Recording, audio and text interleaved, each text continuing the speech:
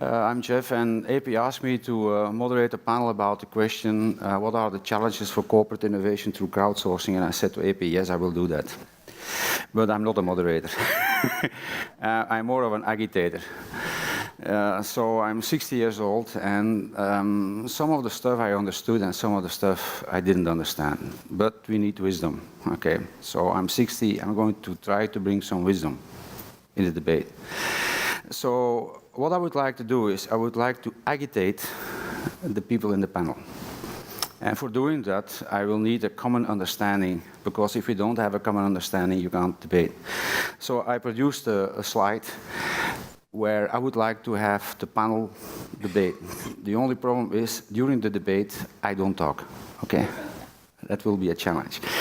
So one of the things I learned is that there isn't really a definition for crowdsourcing. And it gets hijacked by everybody who has his own word for crowdsourcing. So one of the nights before, I wake up and I wrote my own definition of crowdsourcing. And it says, use the passion of the crowd to invest all kinds of resources in a shared disruptive dream.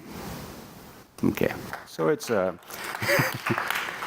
it's not more than that, but I think if I would like to be a crowdsourcer, that's what I do. So, and the problem today is, and that's where I would like to debate about, I would want to do debate in two pieces. The first piece is, if I look to organizations today, they are not really built to innovate. They are not using the passion and talents of people. They are just operational companies. So no disruptive innovation. So what we see today, because the world is changing very fast, 5 minutes, we see a kind of an exodus. A lot of creative people are leaving the company. Why? The company is not built for innovation. And these creative people leave the company because there's no other way to survive. And these people want to be disruptive entrepreneurs. And these disruptive entrepreneurs don't have money.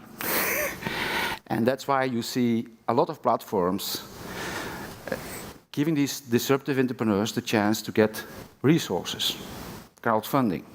So I think it's good.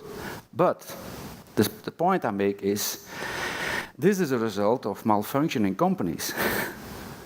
This is wrong. It's a symptom of an economy that doesn't work. So crowdsourcing is a result of company cultures that don't function. And what we see today is that this exodus of really creative employees is also very attractive for people coming from school. So at the end, we have a lot of people looking for money, sources. And what we see now is we see a lot of service that gives these money sources with awards and whatever. We even have companies which aren't really innovative that fund these platforms, which is really pervert. You understand what I'm talking about?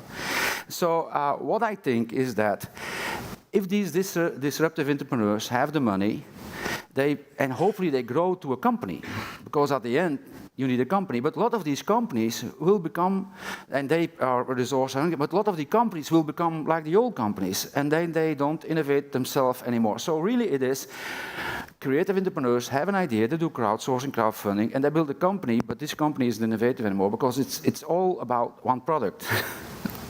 Okay, that's what I see.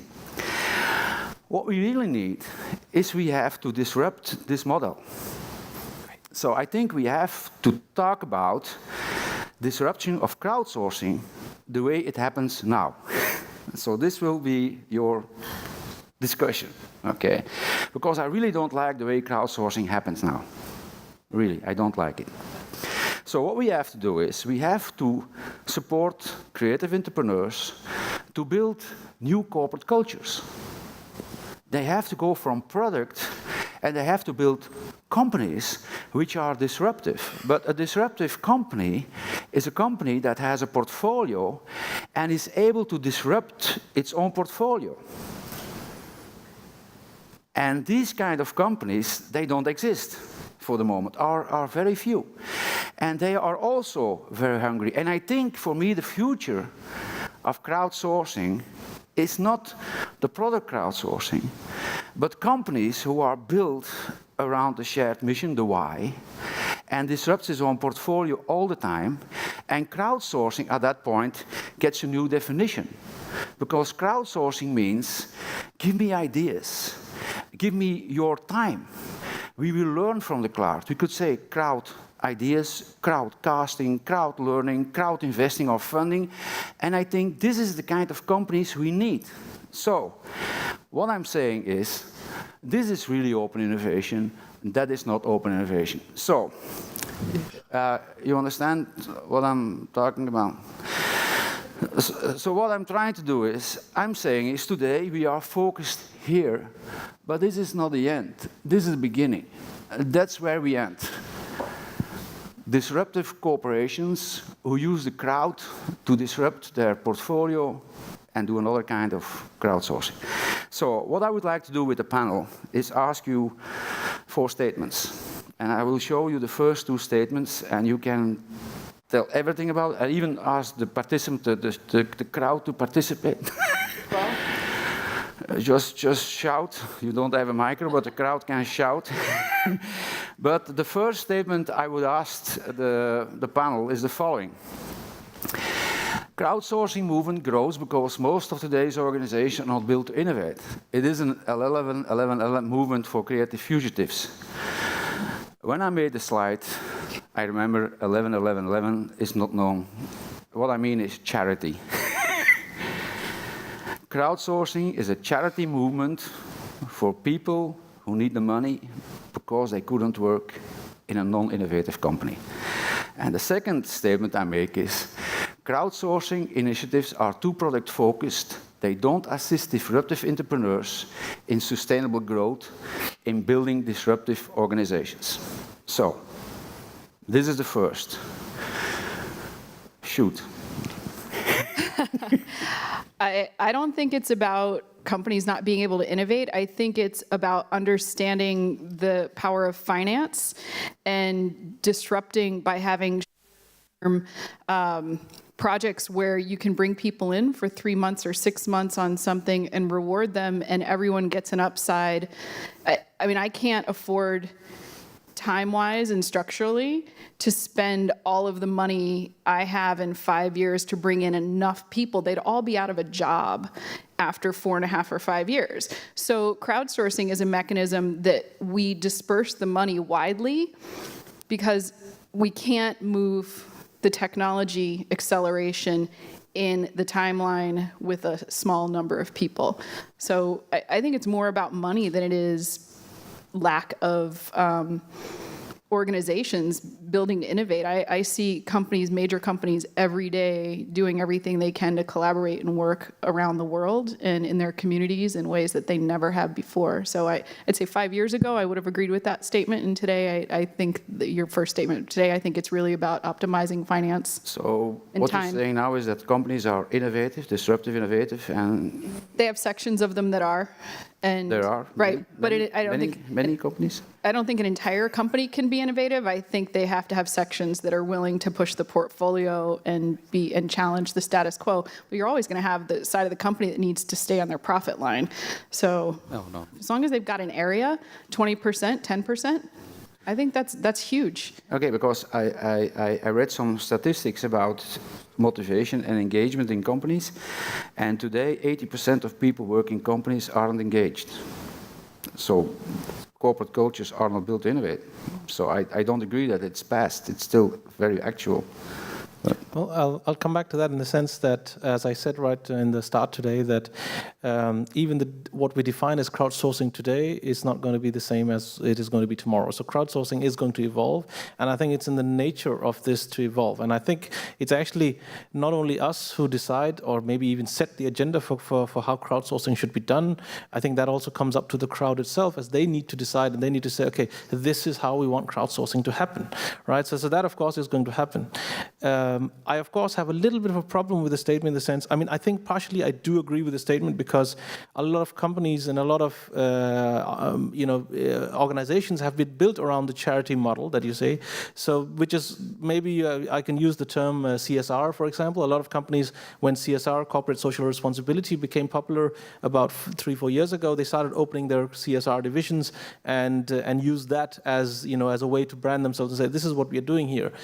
Maybe you could see the same same with crowdsourcing, where they say, okay, let's open a crowdsourcing arm and let that bring in the ideas. Of course, to have true open innovation, I do agree that you need to have two-way communication and not just one way. And right now, of course, a lot of it is one-way communication. But I also think you are actually right in the sense that companies are moving to this because they are realizing that their employees are unhappy and they want to change this. So I think there is a change that is also coming in the organizations. We of course have to see whether this change is going to be slow or instant. And I think that, again, it may be the power of the market itself that can actually maybe decide this. So the point, you say organizations are changing fast enough, and you say the same thing, organizational changing. I was specifically brought into government from private industry to shake up the way people look at how we get solutions to problems. So this was 6 years ago. And so my entire job in crowdsourcing has actually been parallel with change management internally. And I've sought out companies, corporations that we can work with that are open to that. And so we may be in a little bit of a bubble. I'm not completely disagreeing. I say, there are probably plenty of companies out there that are innovating and people are looking for ways to be creative and be contributors.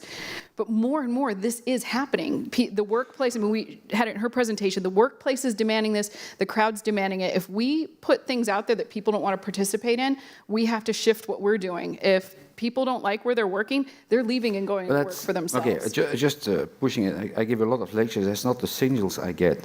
The signals I get from people from companies are they are still leaving companies because they can't use their talents, they can't use their passion, and they leave the companies and they want to become entrepreneurs. So my experience and your experience is not the same. Mm-hmm.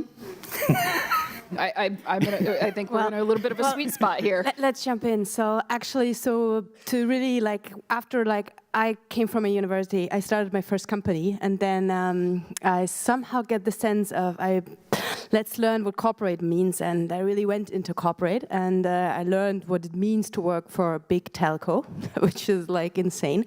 Stage gate process. If anybody have heard of this, it's this is the process of innovation. It has stages and gates, and you have to pass those stages and gates. And innovation, developing a new app or something, you have to put it on a roadmap 3 years before it will launch.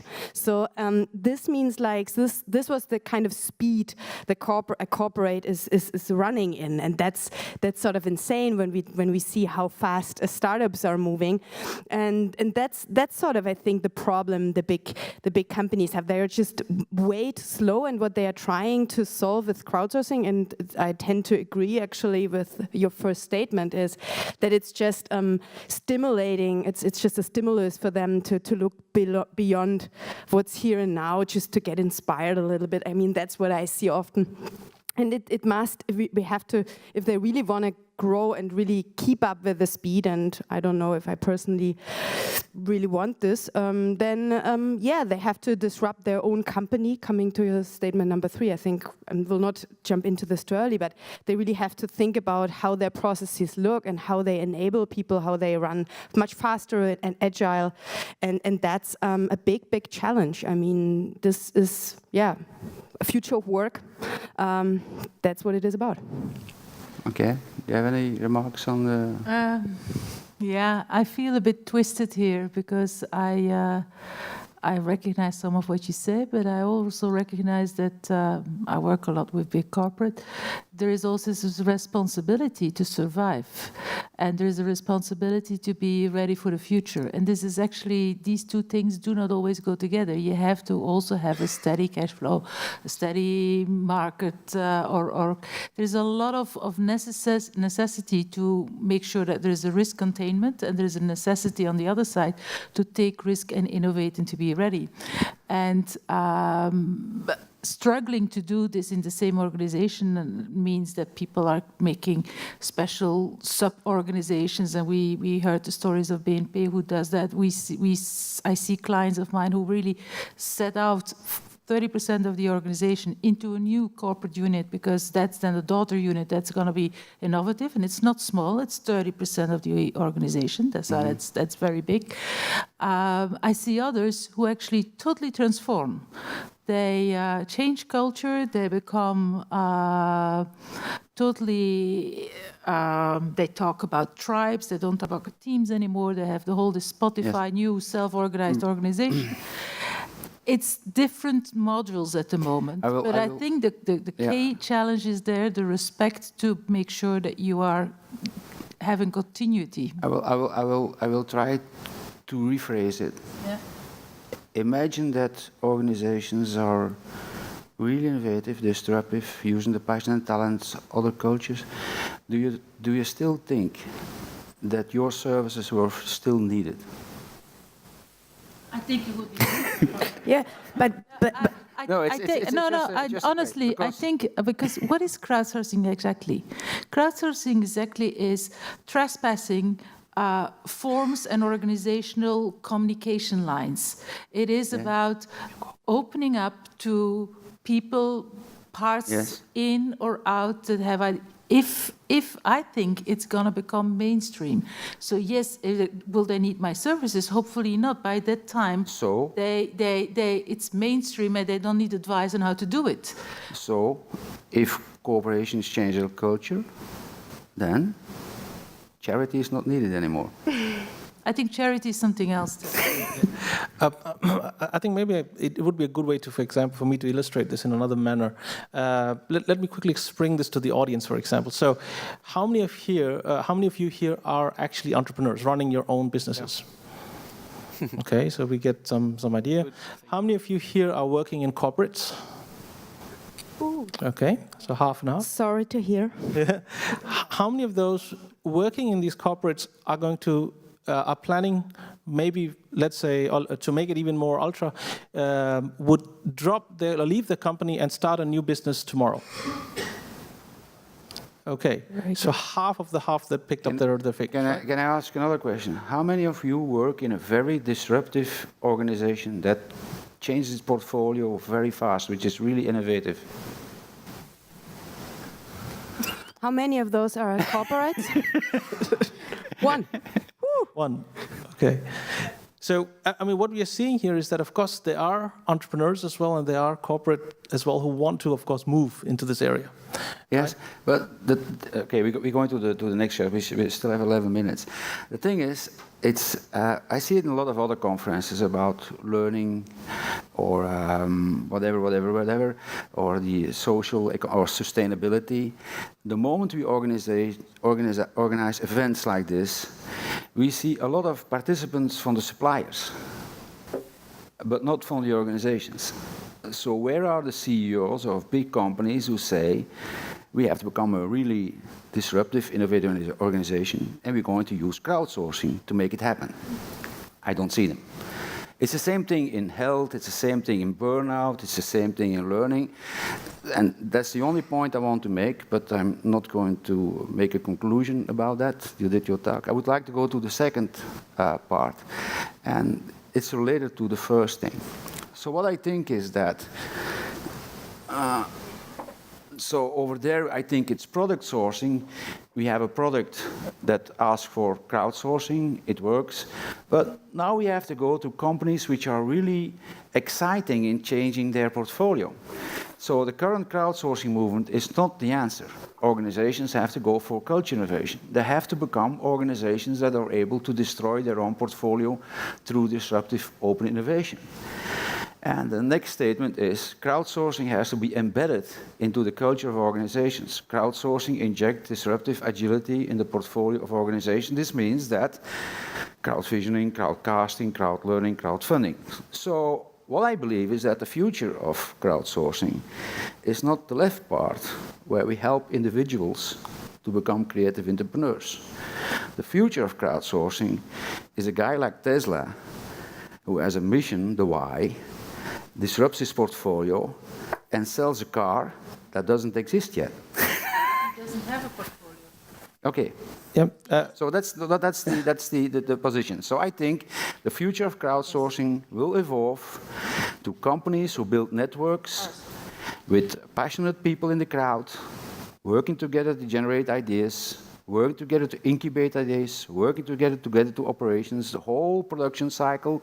But it will be a network where people will be connected from their passion and talents to big organizations. I think I'd like to intervene here because, I like the term that you have put in, portfolio sourcing. It actually is quite catchy.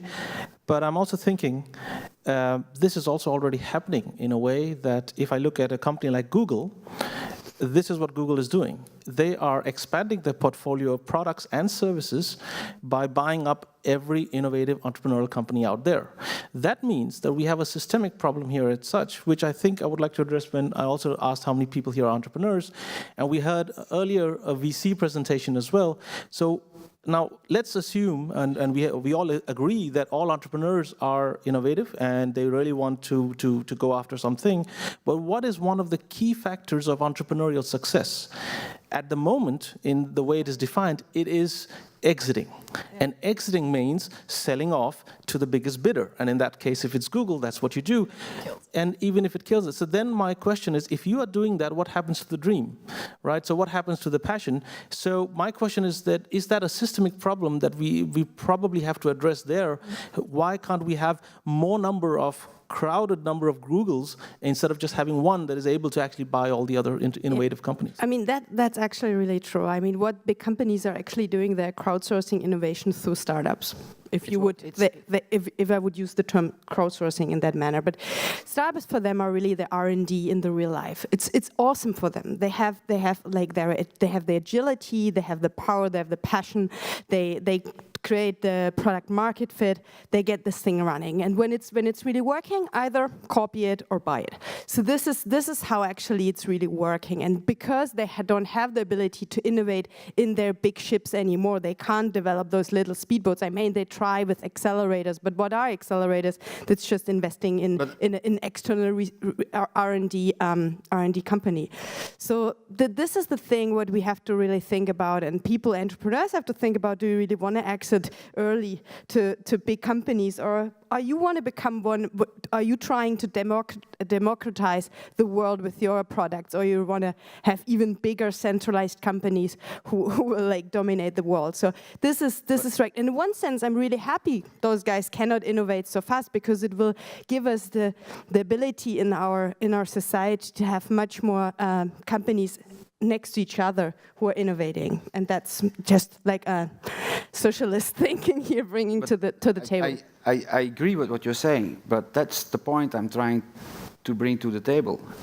The biggest competitor for people delivering service in crowdsourcing today is the birth of new kinds of organizations who do idea creation with their customers, suppliers, and the crowd, who incubate with the same people, who bring it to operations. Because then disruptive innovation and crowdsourcing is embedded in big organizations. And believe for me, big organizations will either adapt to this model or die.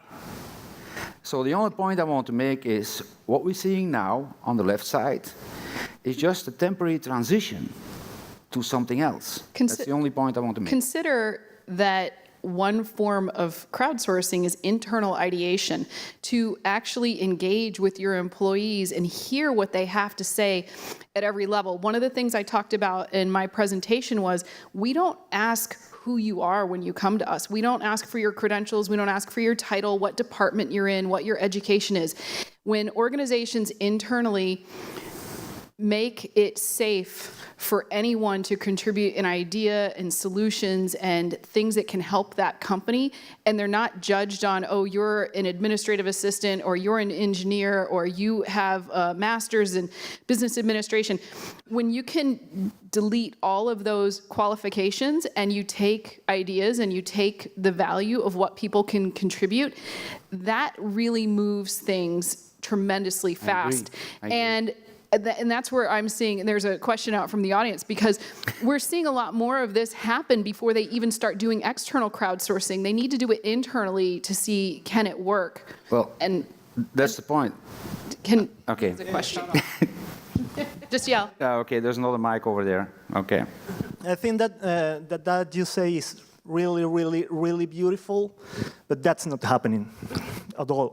I came from a big telco as well, and it's true that they are interested in hearing to what people have to say, what employees want to say, because it's obvious. I mean, everyone is talking about it's not just this bunch of people here. I mean, this is a topic very trendy. But they are not, in my view, they are not available to interiorize that concept and believe in it. Because one thing is speak about it, one thing is, yes, I want to listen to my guys, yes, I need people engaged. This is exactly the turnkey part that needs to happen. You need to trust, and they need to enable the trust that they're going to take what everyone has to say and they're actually going to act on it. And that's where we find the biggest fail points at every level, not just internal crowdsourcing, external crowdsourcing. That you have to have trust with your solvers, you have to have trust with your community, that you're going to take these great ideas and these great solutions and you're going to implement, maybe not all of them, but enough of them to get traction to keep people playing and engaging. And I think that is the biggest fail point of all crowdsourcing right now, is implementation. Absolutely. And yeah, I mean, this is the thing. I think we are in a transition in general, and it takes its time. And I like this image of the boat, which comes 2 times, but it will not come a 3rd time. And yet, there might be companies who the 3rd boat will not arrive anymore.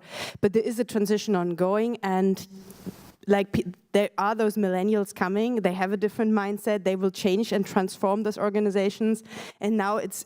I think we are in a transition phase where some shift is happening. Some will fall out, and some will continue because they make the right decisions. Okay. I think I'm just looking at the clients we work with, but all of them are busy with trying to change the culture.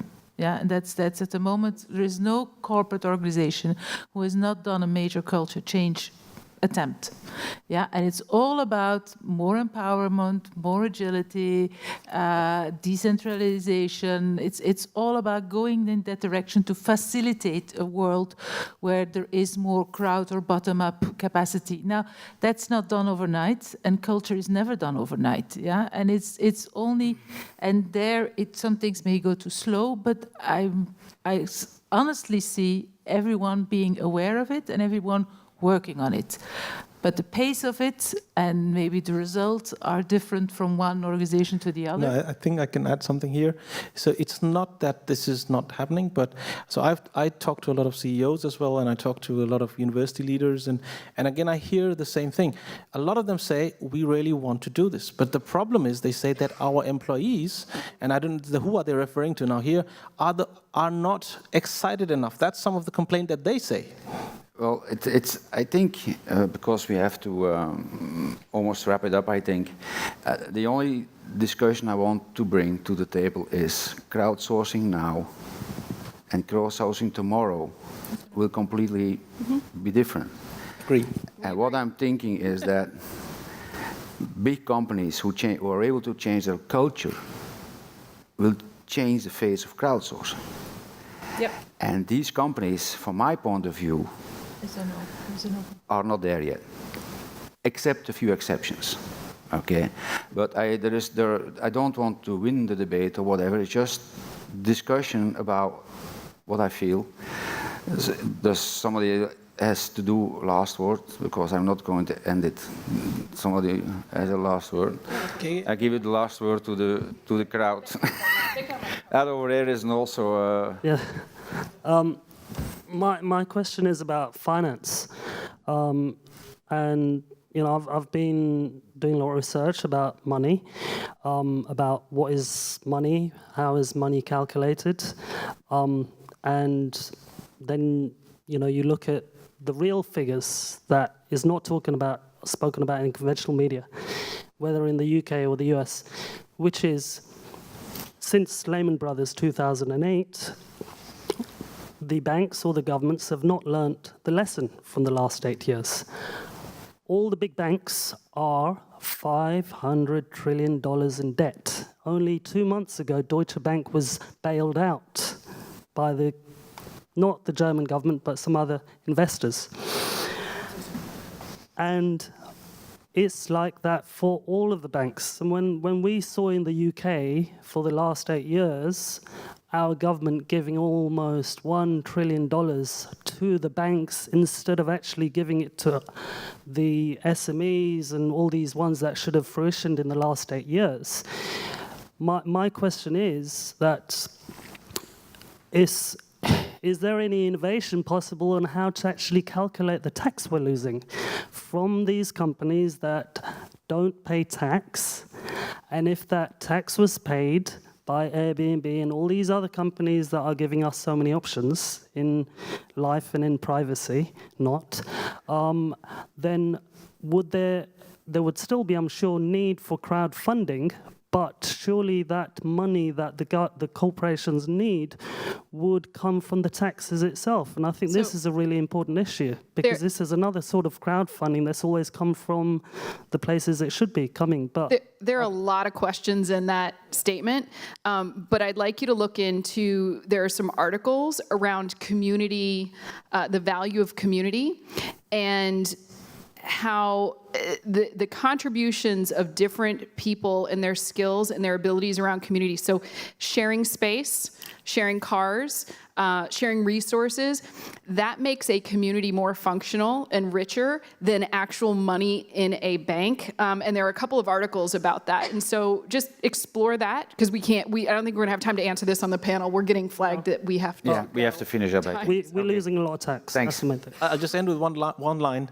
Basically, I think there's change coming because of all we have heard previous presentations. What we need to change ourselves is prepare for this change that's coming and take it in a positive way, and not let the politics of fear or let the politics of other things disrupt us. Okay. Going.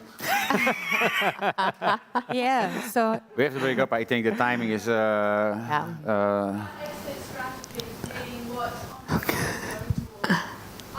spent 10 years of talking to people who are being told you have to have an exit strategy.